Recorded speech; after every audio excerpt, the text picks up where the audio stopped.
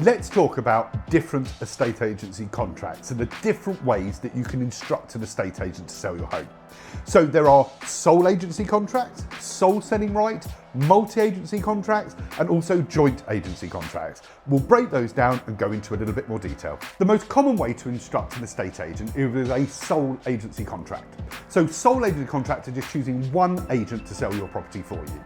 They can have two different sorts of contracts. One of them is a sole agency contract and one is sole selling rights. So be careful and check which one you're signing. So a sole agency contract is the agent becomes liable for a fee to somebody that they've introduced to the property during their period of sole agency agreement that they've introduced. So the introduction bit is getting people through the door, so over the threshold. Not people they've spoken to, not people on their system that they've matched it to, people that they've actually introduced to the property. If that's the case, they're liable for the fee. But that gives you, the vendor, that security that if you want to sell it to a family friend or to a neighbour or somebody approaches you privately, the agent then didn't introduce them to the property, so technically they're not liable for a fee. So that's why lots of agents have changed to sole selling rights.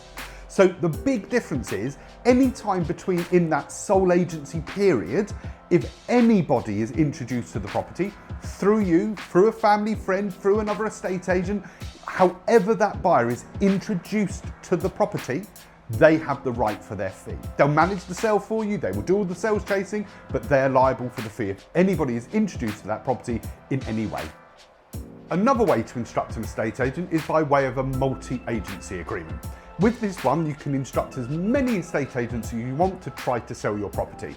With that one, it's a winner takes all situation. So whichever agent has instructed that buyer, got them over the threshold, introduced them to the property, they are liable for the fee. The other agents just walk away with the tail between their legs and don't get paid anything.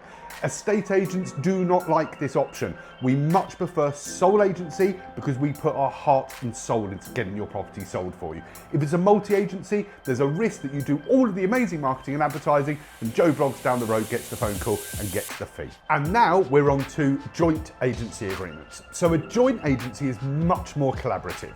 So both agents get paid an element of the fee. So it's normally a 60-40 split in favour of the selling agent. This way, both agents are motivated to see the property sell through to exchange and to completion because they're both being rewarded for all of their hard work. So a normal example when somebody would choose this option is if you've got a particular agent in your town that you really like them and their team and you'd love them to represent your property. However, you feel that the house may appeal to international buyers or London buyers in particular, so you may choose an agent which you perceive has got a bigger reach or based in London, and you will bring them in to help and support with the sale as well. Again, I don't think this is the best option. You will end up paying more, and if you've got a decent sole agent and a decent agent in your town, they will attract those buyers that are further afield. I hope you now have a better understanding of the different contracts involved with selling your property with an estate agent. If you've got any queries or questions, do drop them in the comment section below and make sure to check out some of our other videos.